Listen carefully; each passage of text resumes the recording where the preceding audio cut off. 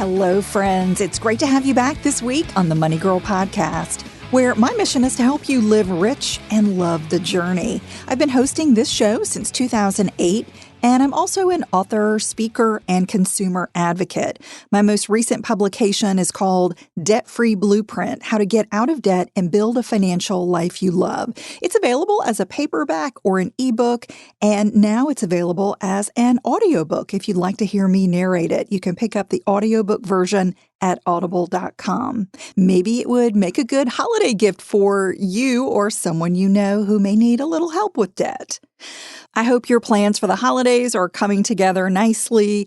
I'll be traveling to Alabama to visit my husband's family there, which is always a treat. And I think it's a good time to make sure that you think about what went well this year, what went poorly, and spend some time thinking about the goals that you want to set into motion for next year. So think about your downtime and how you can use it to really reflect on the past and the future that you want to build for yourself and your family. The end of the year also brings up a lot of financial questions. And so today's show is inspired by Brady H., who is a member of my Dominate Your Dollars Facebook group. He recently posted some great questions. He says, I had an LLC in which I was the sole owner, and I opened a solo 401k and a solo Roth 401k. But I changed the business to an S corporation, and I hired my girlfriend as a non-paid employee. Can I still have the solo 401ks even though I have an employee? Also, do my contributions for the current year need to be in the account by April 16 or just requested by then? Brady, thanks for your post in the Dominate Your Dollars group. These are some great questions, and we're definitely going to cover those. It's a fantastic plan, the Solo 401k. It's a great plan for solopreneurs, but it does come with some unique rules. So in this podcast, I'm going to answer Brady's questions and explain 10 facts about using a solo 401k that you need to know so you can save more for retirement. This is episode number 618, called Solo 401k Retirement Account Facts You Should Know. And as usual, you'll find the notes for each show and the full archive of podcasts in the Money Girl section at quickanddirtytips.com. Okay, so before you use a solo 401k, make sure that you understand the facts that we're going to cover in the show.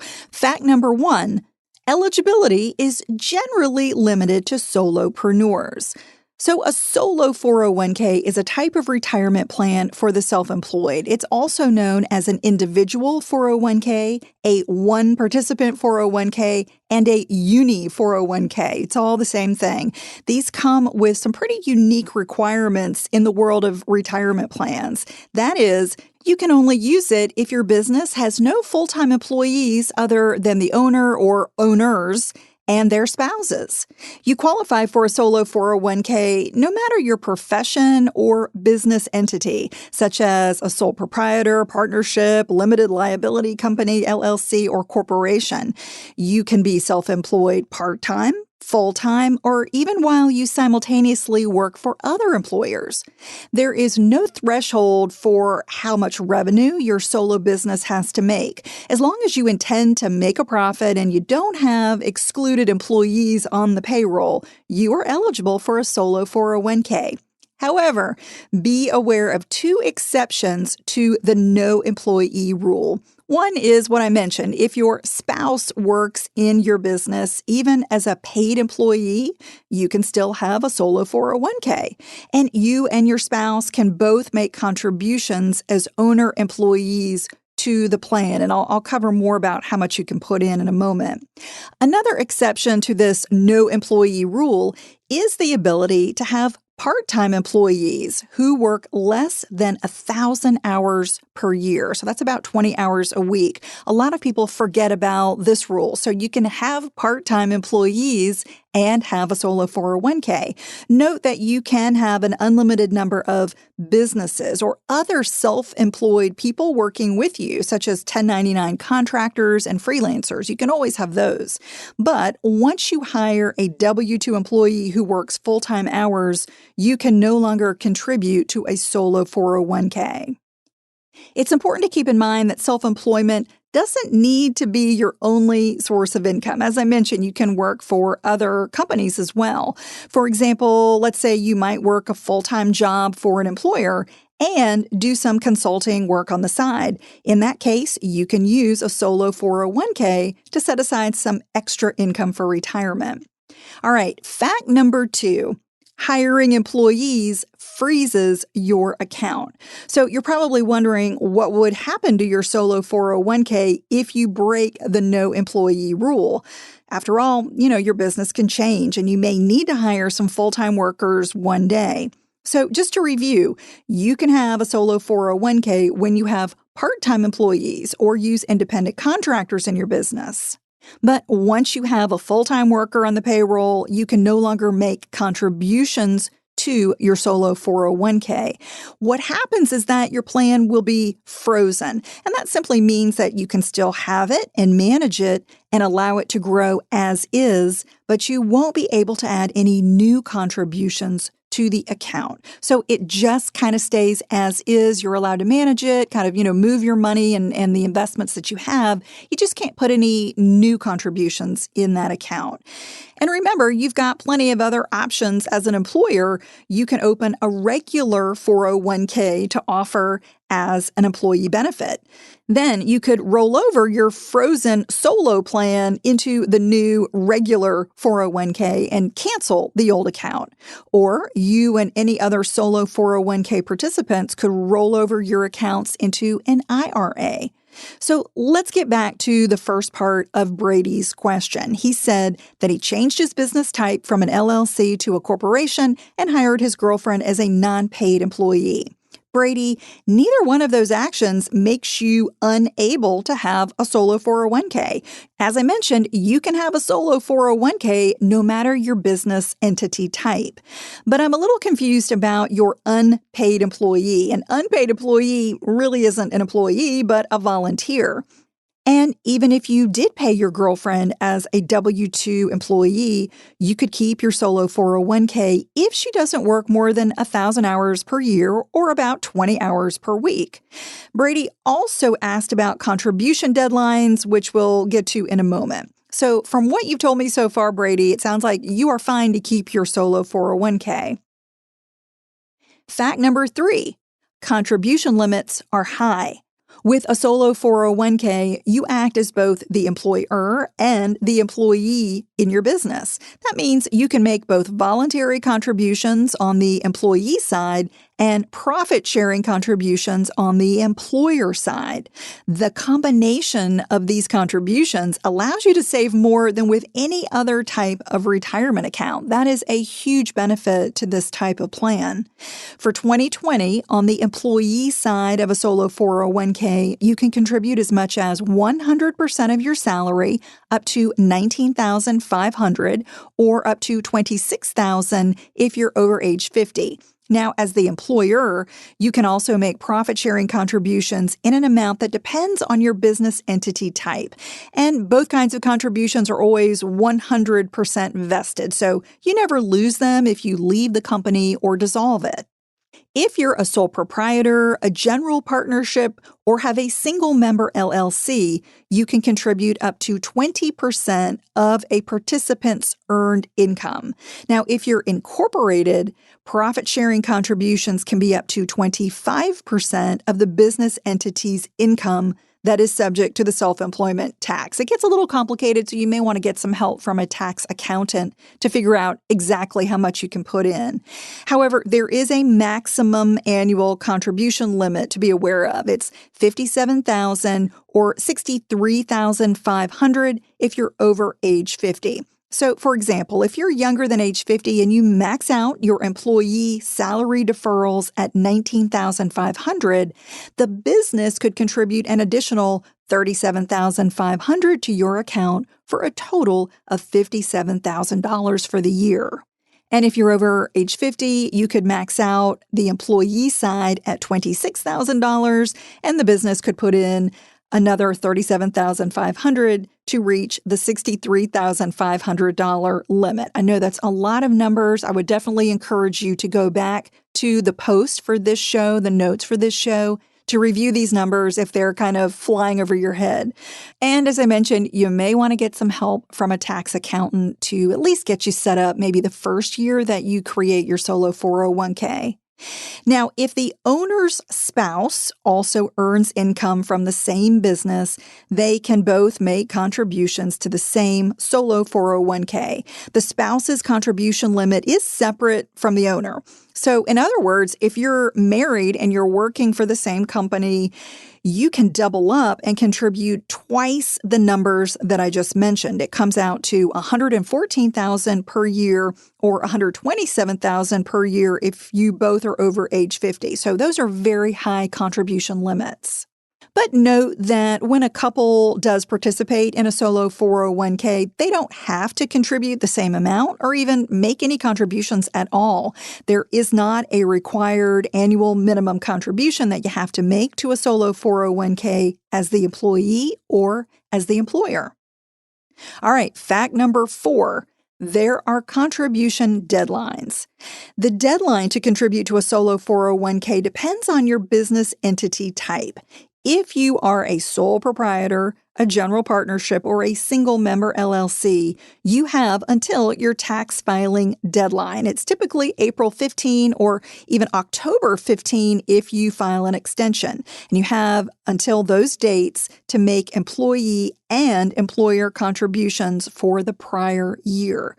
But if you are incorporated or are a multi-member LLC, your employer and your employee side of these solo 401k contribution deadlines are different.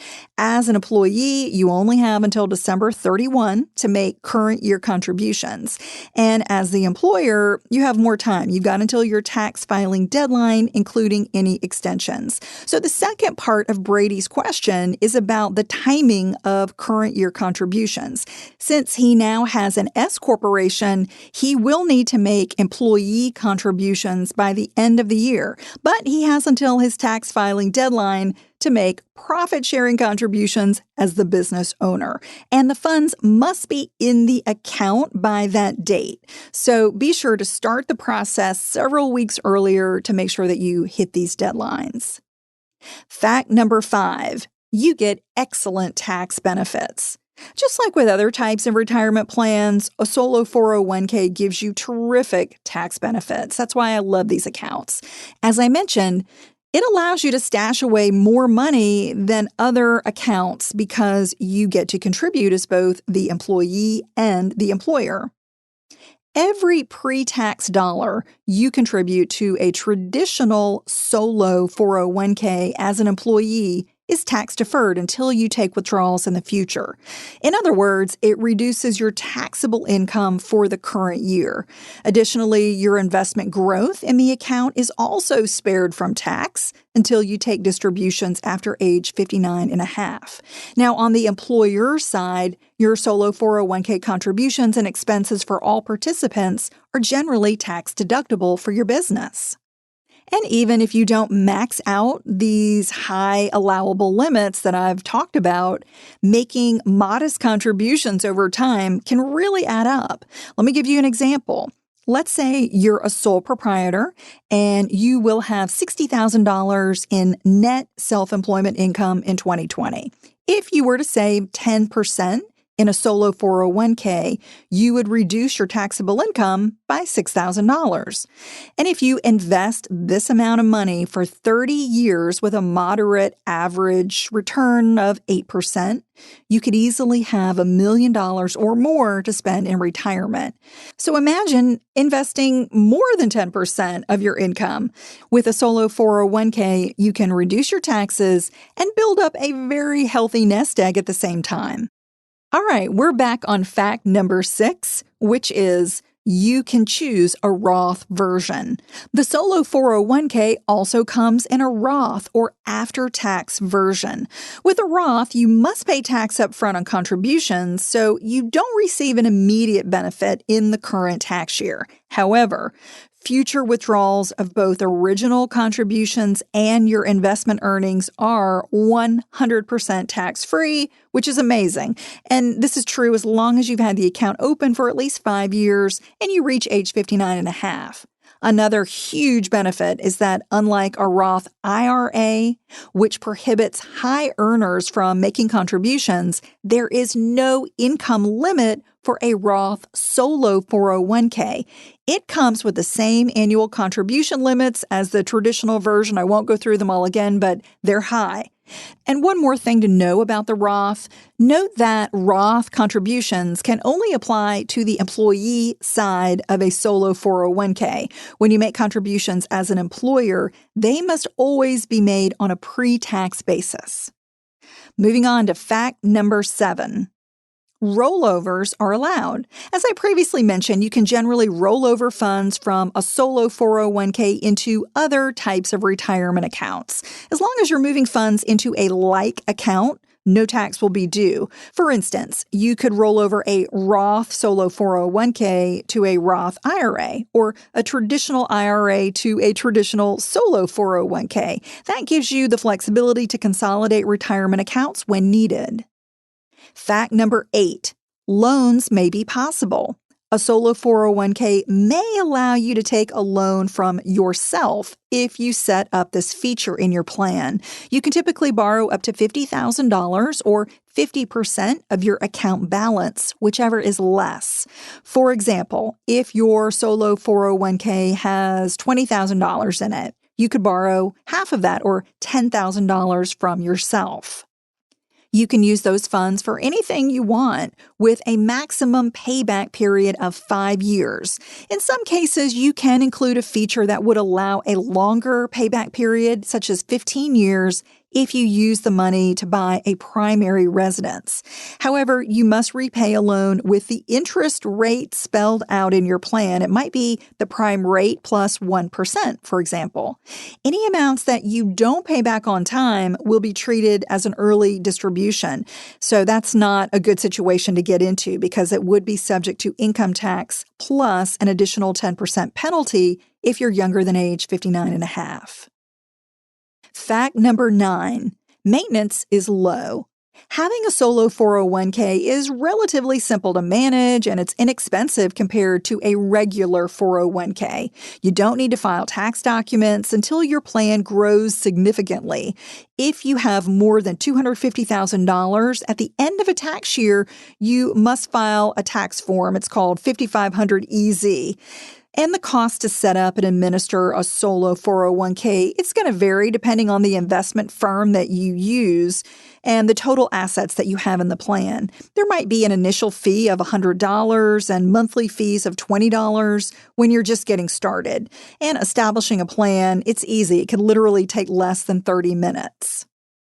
And our last fact, number 10, there are plenty of investment choices.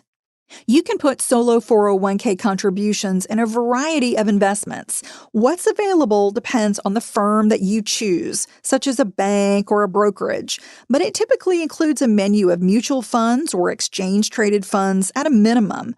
Since a solo 401k offers high contribution limits, it's perfect when you've got high self-employment income and no full-time employees. The only downside is that if you do plan to hire employees, you'll have to make some changes down the road. But in my opinion, it's well worth the benefits that you'll receive now. Thanks again to Brady for being a part of the Dominate Your Dollars Facebook group and posting your question. If you also have a money question or a dilemma, a great way to keep the conversation going is with that terrific community. You can request an invitation to this group by simply visiting Dominate Your Dollars on Facebook, or you can send me a text message for immediate access.